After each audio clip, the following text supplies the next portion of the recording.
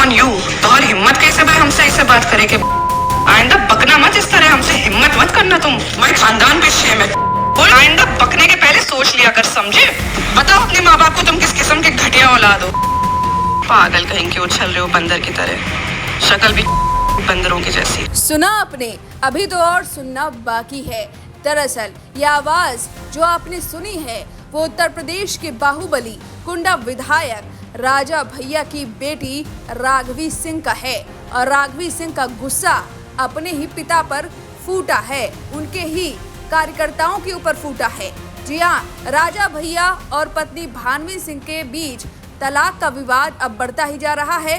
ये पारिवारिक मुद्दा अब सियासी मोड़ ले चुका है। जनसत्ता लोकतांत्रिक पार्टी के कार्यकर्ता राजा भैया के खिलाफ बातें सुनकर राघवी सिंह और पत्नी भानवी सिंह के खिलाफ अब एफआईआर दर्ज करवा रहे हैं, जिसके बाद राघवी सिंह का गुस्सा फूटा है क्योंकि वो अपने मां भानवी सिंह का साथ दे रही हैं और राजा भैया के खिलाफ लगातार बयान दे रही हैं। उसके बाद भानवी सिंह के बेटे और वहीं दूसरी तरफ राजा भैया और भानवी सिंह के दोनों बेटे शिवराज और बृजराज राजा भैया का साथ दे रहे हैं। इस तरह से अब लड़ाई बच्चों में भी होते हुए दिखाई दे रही है।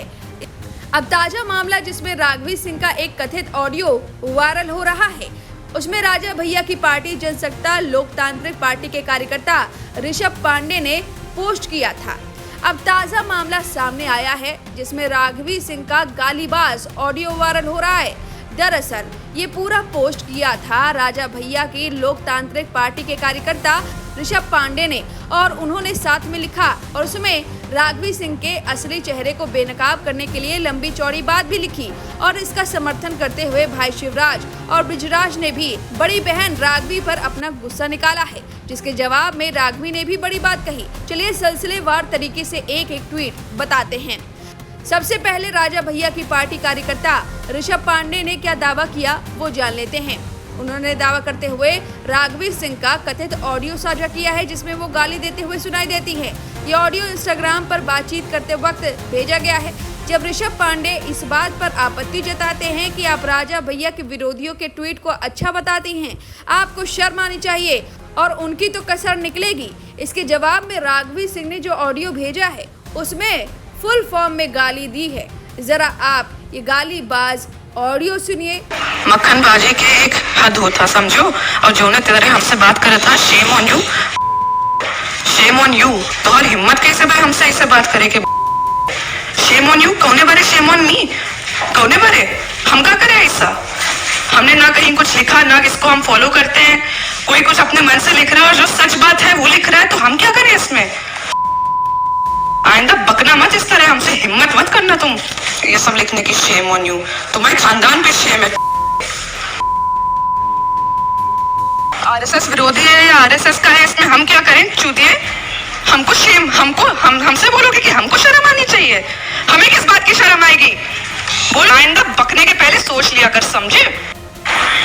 और आप लोगों की इशारे वाली सोच को, तुम्हें पता है मेरी सोच क्या है? पूरी टीम है यहाँ पे दिल्ली में, हम इस टीम के साथ काम करते। जो काम पे नहीं बोल सकते तो बका मत करो यहाँ आकर के। Shame on you. हमको बोलोगे शेम ऑन यू?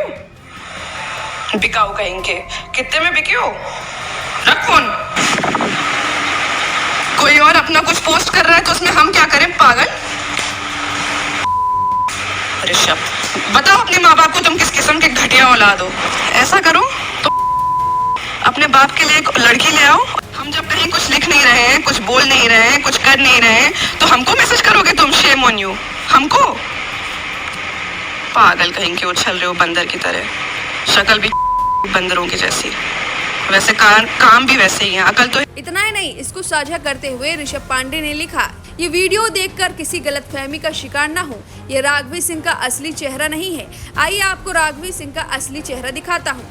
ऑडियो प्रमाण सहित सच्चाई आपके सामने रख रहा हूँ। ये भाषा उनकी असली भाषा है। पिछले कुछ दिनों से कई लोगों को फोन करके इस प्रकार धमकी दे चुकी हैं। देखिए यहाँ संस्कारी और पीड़ित बन रही हैं। राघवी सिंह कैसे गालियों की बौछार कर रही हैं।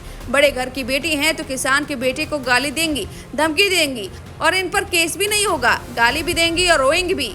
माननीय मुख्यमंत्री योगी आदित्यनाथ जी, आपसे अनुरोध है, गालीबाज धमकीबाज राघवी सिंह से मुझे और मेरे परिवार को बचाएं। राघवी सिंह से मुझे जान का खतरा है, कृपया सुरक्षा व न्याय दें। मैंने पुलिस में शिकायत की है, मेरी रिपोर्ट दर्ज कराकर प्रभावी कार्रवाई करने की कृपा करें। अब इस ट्वीट पर दोनों भाई का भी जवाब आया है। सबसे पहले भाई शिवराज ने ट्वीट करते हुए लिखा, ये है असली चेहरा और चरित्र, देखिए और आकलन करिए। इसके बाद छोटे भाई ब्रिजराज ने ट्वीट करते हुए राघवी और पिता राजा भैया की कुछ तस्वीरें साझा करते हुए इस पर संकेत करते हुए कहा कि देखिए कैसे रिश्ते हैं। उन्होंने लिखा, यह है वर्षों से दाऊ से प्रताड़ित होती आ रही है हमारी दिद्दा यानी बड़ी बहन जी राघवी भद्री। इस प्रकार झेली है इन्होंने प्रताड़ना। सच तो यह है कि दाऊ ने चारों बच्चों से सबसे ज्यादा स्नेह, प्रोत्साहन, महत्व यदि किसी को दिया है तो हमारी बड़ी बहन को दिया है। वो दाऊ की लाडली थी, ये सभी जानते हैं। बचपन में खेल खेल में कहीं झगड़ा हो जाता था तो हम दोनों भाइयों को डर लगता था कि कहीं दिद्दा कहीं हमारी शिकायत दाऊ से न कर दें। विडम्बना देखिए कि आज वही दाऊ की लाडली बेटी हर जगह उनकी झूठी शिकायत के साथ लोगों से इस प्रकार गाली गलौज कर रही हैं। इसके बाद राघवी ने भाई शिवराज की ट्वीट का जवाब देते हुए कहा, जो कोई भी मेरी मां पर हमला करेगा तो उसे जाहिर है कि मेरी तरफ से जवाब मिलेगा। मां जानकी के वनवास और मां भानवी के वनवास में फर्क है। लव और कुश के मातृ प्रेम में, शिव और ब्रिज के मातृ प्रेम में फर्क है। इधर दो बेटियां भी जनी हैं, मां भानवी आखिरी दम तक लड़ेंगी, ये सबसे बड़ा फर्क है। झूठी कहानियां मां के बारे में पोस्ट करना जारी रखो, तुम शायद सिंह अंशिका का समर्थन करते हो। मैं मां के लिए गर्व से एक योद्धा हूं। इसका जवाब देते हुए भाई शिवराज ने लिखा, सीता मैया की तो तुलना भी किसी से करना अपराध है। वैसे मां जानकी ने प्रभु श्री राम के खिलाफ सोशल मीडिया पर मोर्चा नहीं खोला था, गंदगी नहीं फैलाई थी। लव कुश भी अपने पिता की सेवा में रहे। अभी भी समझ ना आया हो तो बता दो, त्रेता युग बीत चुका है, कलयुग आ चुका है। ये वर्ष 2025 विक्रम संवत के अनुसार 2082 भारत एक लोकतांत्रिक देश बन चुका है, जहां संविधान लागू है। कानून का उल्लंघन करने पर भारतीय न्याय संहिता के तहत कानूनी कार्रवाई होती है। किसी को गाली और धमकी देने पर कानूनी कार्रवाई तो होना ही है। अब आपको बता दें कि मामला तलाक का है। पत्नी भानवी सिंह का कहना है कि राजा भैया किसी बंगाली पत्रकार से शादी करना चाहते हैं, साथ ही तमाम अवैध संबंध रखते हैं, अवैध काम करते हैं जिसका वो विरोध करती हैं, इसलिए उन्हें तलाक की जल्दी है। वहीं राजा भैया के करीबियों का कहना है कि भानवी सिंह राजनीति में एंट्री के लिए घर की बात सड़क पर उछाल रही हैं। भानवी सिंह ने राजा भैया पर मारपीट के यहाँ तक कि गोली चलाने के भी आरोप लगाए हैं। साथ ही सोशल मीडिया पर लगातार सबूत पेश कर रही हैं, जिस पर दोनों बेटों शिवराज और ब्रिजराज ने अपनी मां को खरी खोटी सुना दिया था, उन्हें जूताबाज बता दिया था, उन्हें पैसों का लालच है, ऐसे आरोप लगाए थे, जिस पर भानवी सिंह ने जवाब देते हुए क्लास भी लगाई थी। वहीं इस सब के बाद बेटी राघवी अपने मां के बचाव में उतर आई और करीब 3 मिनट का वीडियो बनाया, जिसमें उन्होंने अपने पिता यानी राजा भैया पर गंभीर आरोप लगाए। जिसके बाद राजा भैया के समर्थन में राघवी के खिलाफ उनके ही कार्यकर्ता जुट गए और उसके बाद ये ट्वीट का सिलसिला निकल पड़ा। जाते जाते आपको वो 3 मिनट का वीडियो सुनवाते हैं, जिसमें राघवी ने अपने ही पिता के खिलाफ योगी सरकार से गुहार लगाई और सीएम योगी पर भी आरोप लगाए थे कि उन्हें उनकी बहन और उनकी मां को मार डाला जाए, क्योंकि उनकी कोई मदद नहीं कर रहा है। सुनिए। प्रणाम। हम बहुत त्रस्त होकर के योगी जी से एक मांग कर रहे हैं कि आप एक बार में ही हमको, हमारी माँ को और हमारी बहन को एक बार में ही मरवा दीजिए, लेकिन इस तरह धीरे धीरे करके हमारे हाथ पैर मत काटिए। फर्जी मुकदमेबाजी जो माँ पे सरकार के समर्थन से हो रही है, इसकी पीड़ा अब हम लोग झेल नहीं पाएंगे। एक नया क्रिमिनल कंप्लेन किसी अनजान आदमी राणा अजय सिंह ने करा है। इसमें मेरी माँ पे निराधार आरोप लगा के उनको फैज़ाबाद बुलाया जा रहा है, जहाँ हम लोग कभी गए भी नहीं हैं। हज़रतगंज थाने में भी फर्जी एफआईआर और मुकदमे चल रहे हैं। डीसीपी कहते हैं कि उन्हें जानकारी नहीं है और एसएचओ कहते हैं कि ऊपर का मामला है और हमारे पास वॉइस रिकॉर्डिंग है, क्योंकि हम बिना प्रमाण के बात नहीं करते। एमएचए और इंटरनल सिक्योरिटी ने यूपी पुलिस को कार्रवाई करने को कहा है और यूपी पुलिस प्रशासन मम्मा को ही परेशान कर रही है। सेंटर ने लिखा है कि mamma's evidence is self explanatory, मतलब सबूत ही प्रमाण है।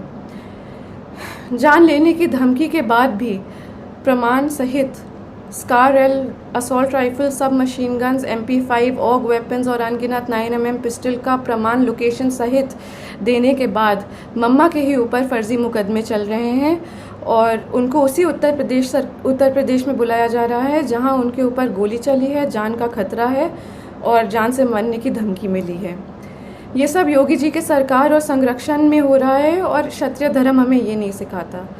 सेंटर से जांच के ऑर्डर को लेने के बाद योगी सरकार और यूपी पुलिस प्रशासन मम्मा को चुप कराने के लिए उनके ऊपर फर्जी कंप्लेन मुकदमे लगा करके उनको वहीं बुला रही है। ये लोग मम्मा को बहुत आराम से मार देंगे और पोस्टमार्टम का रिपोर्ट कंट्रोल कर लेंगे, उनको पागल घोषित कर देंगे और ज़िंदगी भर हम और हमारी बहन सड़क पे उनके लिए जस्टिस मांगते रह जाएंगे। बाहुबल, पैसा और सीएम योगी के समर्थन से हम सालों से उत्पीड़ित हैं। डोमेस्टिक वायलेंस में मम्मा के रिब्स तोड़कर लंग्स में खून चला गया था। हॉस्पिटल की रिपोर्ट बदलवा दी गई थी, एंट्री नहीं कराई थी हॉस्पिटल में। वो खून अब सूख करके एक patch of blood on her lungs हो गया है और जहाँ पे वो पैच ऑफ ब्लड है वहाँ का लंग्स एक्सपैंड और कॉन्ट्रैक्ट नहीं कर पाता, उनके रिब्स गलत जुड़ गए हैं। एम्स दिल्ली की रिपोर्ट भी है और ये permanent damage to irreplaceable organs है।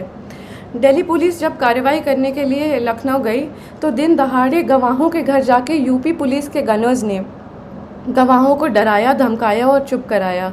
ये वो गनर्स हैं जो सिक्योरिटी के लिए अलॉट होते हैं।